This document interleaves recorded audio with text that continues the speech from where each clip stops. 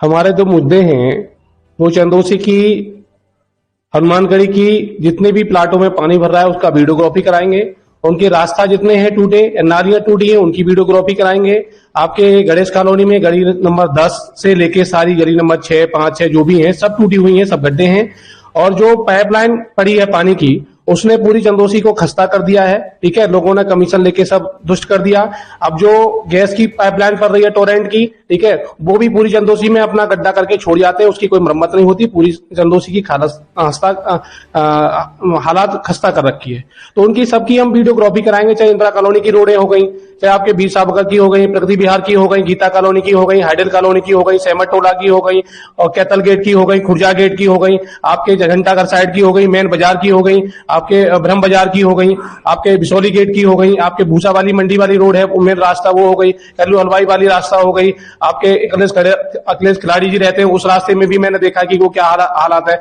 जितनी भी शहर की रोडें, आप शक्ति नगर में चले जाइएगा, शक्ति नगर की क्या हालात है, हमारे मेन शहर में आता है। आपके भगवती विहार आता है, प्रगति विहार आता है। तो जिनकी जो हालात हैं, आपके लक्ष्मणगंज आता है, ठीक है, सीकरी गेट आता है, आप उसकी हालात देखेंगे तो जो आपके वाल्मीकि समाज का जो नाले का है उस रोड को देख लीजिएगा, उस पर भी मेन रोड है, क्योंकि हम ट्यूशन पढ़ने जाते थे तो गणेश कॉलोनी में उसी रोड से जाते थे, आज उसकी हालात बहुत खस्ता है। अच्छा, मैं ये जानना चाहूंगा आपसे कि आपके परिवार में कोई राजनीतिक रहा है? मेरे परिवार में कोई राजनीतिक नहीं रहा। तो आपके मन में कैसे ये मम्मी को चुनाव मैदान में उतारने की एक सब सोच आई? मेरे परिवार में ना कोई राजनीति रहा और ना मैं राजनीति में आना चाह रहा था। मैंने चंदौसी की कुछ मेन रास्ताओं के लिए किसी से सिफारिश की थी कि मुझे बहुत ज्यादा जरूरत है और ये चंदौसी की रोडों को अगर सही हो जाता है तो मैं आपके जीवन भर आभारी रहूंगा।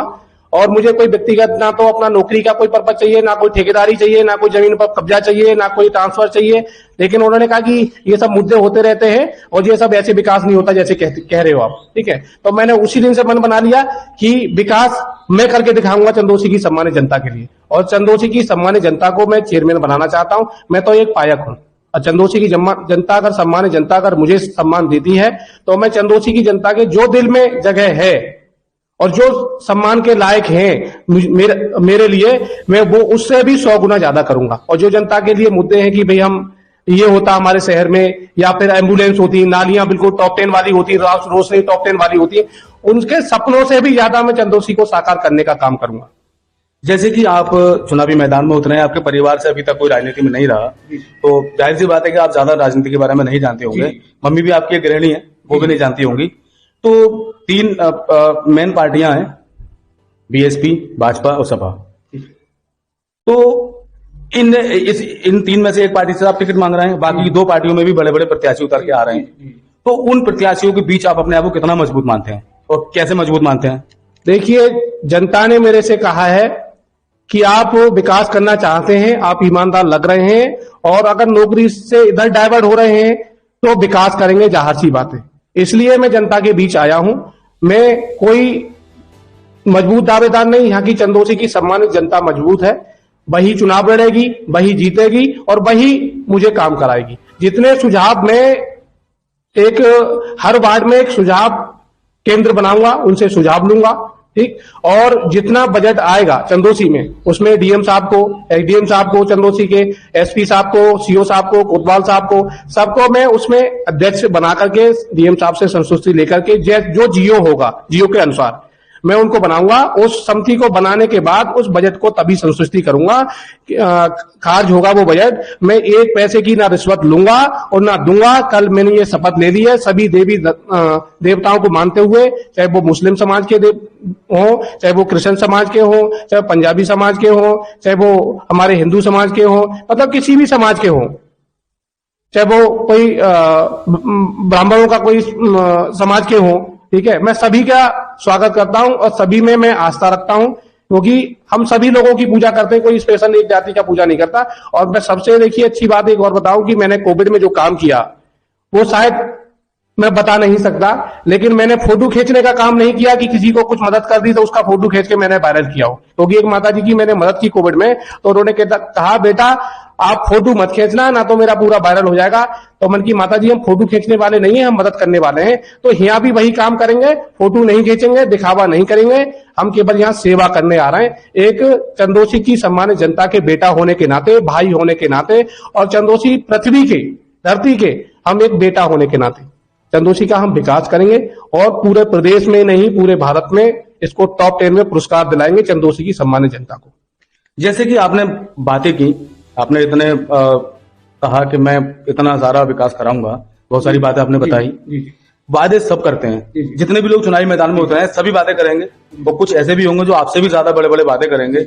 लेकिन अब ये तो किस्मत का खेल है, ये जनता चुनेगी कि यहाँ पे अध्यक्ष पद पे कौन जीता है, कौन अध्यक्ष बनता है, ये तो समय बताएगा। लेकिन समय आने पर ये सारे वादे कहाँ चले जाते हैं, और जो भी अध्यक्ष बनता है तो वो इन सब चीजों से क्यों नकार देता है, और यहाँ तक मैं समझता हूँ कि जनता से मिलने से भी उनको दिक्कत होने लगती है। क्या आप भी इस चीज को मानते हैं या नहीं? हमने स्वास्थ्य विभाग में 6-7 डिस्ट्रिक्टों में जॉब की है, हमने समाज की सेवा की है और हमारी कोई जाति बिरादरी नहीं होती। जैसे हम एक बच्चे पढ़ाने के लिए एक अच्छा टीचर खोजते हैं, उसकी कोई जाति बिरादरी नहीं खोजते, और एक इलाज कराने के लिए एक अच्छा डॉक्टर्स खोजते हैं, उसकी कोई जाति बिरादरी नहीं खोजते। तो ऐसे ही मुझे चंदोसी की सम्मानित जनता ये कह रही है कि आप आइए, आपको हम स्वागत करते हैं। और हम तो स्वास्थ्य विभाग के आदमी हैं, हम किसी जाति बिरादरी को मानते ही नहीं, क्योंकि हमारे यहाँ तो ब्लड ग्रुप चलता है कि ए पॉजिटिव, बी पॉजिटिव और A B positive, A B negative, A negative, A O positive negative, ये सब चलते हैं। हम तो उसको मानते हैं कि हमें किसी जाति या ब्लड की जरूरत है ही नहीं, हम तो बताएंगे कि भाई ए बी पॉजिटिव ले आओ, इसका जो ब्लड ग्रुप होगा। तो हम क्यों जाति बात पर जाएंगे? और जो वादे करते हैं लोग, और मैं जो वादे कर रहा हूं, मैं ये कह सकता हूं कि चलो ठीक है, वो भी यही वादे करेंगे, मैं भी यही वादे करूंगा, लेकिन मैं 100% ये कह सकता हूं कि हनुमान जी नहीं तो सीना चीर के दिखा दो कि मैं इतना भक्त हूं और इतना सच बोल रहा हूं। लेकिन मैंने कल सभी देवी देवताओं को मानते हुए शपथ ले ली है, मैं एक पैसा नहीं खाऊंगा, चंदोसी का विकास करूंगा। 5 साल में चंदोसी को वहां पर ले जाऊंगा तो शायद पूरे प्रदेश में कोई चेयरमैन ही ना हो। जनता कैसे भरोसा करे आप पे? जनता के बीच में जा रहा हूं तो उन्हें ये महसूस हो रहा है कि ये जॉब में है, इनके पास जमीन जहां सब कुछ है। मेरे परिवार में कोई राजनीतिक नहीं रहा और ना ही मुझे राजनीति का अनुभव है, तो इसलिए मैं तो चेयरमैन बन ही नहीं रहा। मैं तो चंदोसी की सम्मानित जनता को चेयरमैन बनाना चाह रहा हूं, घर घर में जा रहा हूं। मैं चेयरमैन बनने से पहले भी और चेयरमैन बनने के बाद भी लोगों को घर जाया करूंगा, वहीं रोटी खाया करूंगा और वहीं चाय पिया करूंगा, हर घर में जाऊंगा। मैं अपने यहाँ पांडाल नहीं लगाऊंगा कि साहब ठीक है मैं 10 दिन बाद मिलूंगा, आज तो नेताजी लखनऊ है, मैं नेता नहीं बनना। मैं तो उनका बेटा हूं, उनका सेवक बनूंगा, सेवा ही करूंगा। मैं हर कॉलोनी में जाऊंगा, हर वार्ड में अपना एक जन सूचना जो होता है उस टाइप से बनाऊंगा, एक केंद्रीय कमरा बनाऊंगा, वहां मैं अलग अलग दिन डिसाइड करूंगा कि वहां कोई ना कोई बैठेगा। अगर मैं नहीं बैठ पा रहा हूं, मम्मी नहीं बैठ पा रही, कोई ना कोई बैठेगा। कुल मिला के मैं जॉब करूंगा तो कोई ना कोई बैठेगा।